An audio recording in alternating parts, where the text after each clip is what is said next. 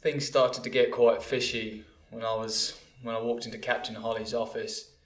He wasn't there. He was nowhere to be found.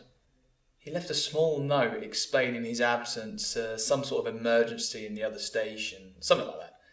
It was only then when I read the words, "You'll be partnering with a new detective. It's for your own good, Smith." I became very concerned. Then that's when he walked in.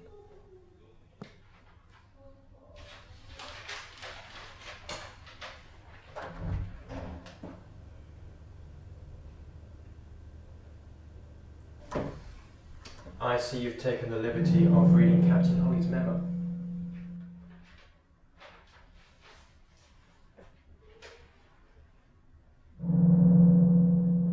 So you must be my new partner. Chief knows I don't work well with others. Yes, so I understand, but the Captain insisted. He feels you need a little helping hand. And you know all this, Mr. Detective Collins, recently promoted. At first, I thought this promotion set up by Captain Holly was arranged too soon. I was only just starting to enjoy success with my traffic-related investigations, but he stood firm with the idea of bringing me in under the wing of a veteran. The Captain thought it was about time, and he thinks you need some help for your veteran state, detective. I don't need help. Yes, I'm beginning to get that vibe, but Captain thought it was for the best. Not just for me and you, for the people we're supposed to be protecting. Why would he give me a partner now? Holly knows my style and how I choose to work. Dumping a rookie on my lap just doesn't make any sense to me, if I'm fatigued or not. But from what I gathered, we're dealing with a murder victim. Young woman, 20s, possibly cause of death, strangulation, abuse, maybe even rape. Any suspects so far? I apprehended a Mr. Jim Crockett stumbling around the scene of the crime earlier. It's safe to say we could just sing like a canary. I don't know if there was any bad blood between Holly and the detective, but there was certainly some tension about me having to partner up. He seemed too lax to be an established veteran and also somewhat reclusive. He wasn't involved with the idea of having to bring me up and support me. I remember at the time I felt some concern, but also resilience.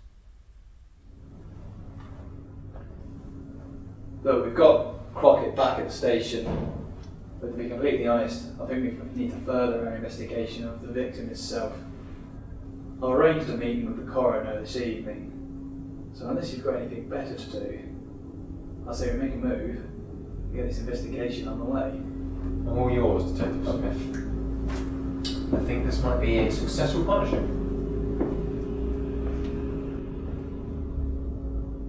You're damn right he's going to be successful.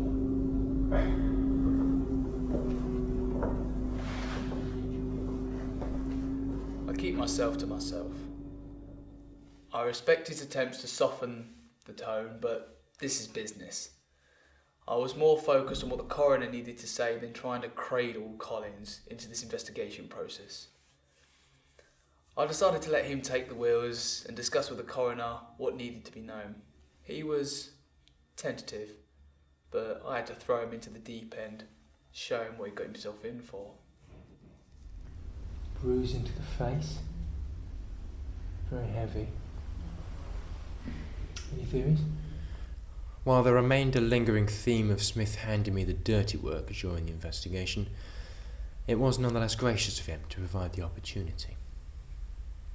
To be that close to what you're investigating became a good learning experience in regards to knowing what your job is and knowing what's on the line. I felt like our discussions with the coroner went well. Our theories together created a strong foundation for questioning our first suspect and any others we might discover. So So you're suggesting that the cause of death was a strangulation? Perhaps. The bone of the rope appears fresher, vibrant compared to the bruises that appear to have been indicated slightly prior. This can also mean that the use of the rope to the throat took more out of the victim than assault to the face. Did you get my report about the suspected time of death?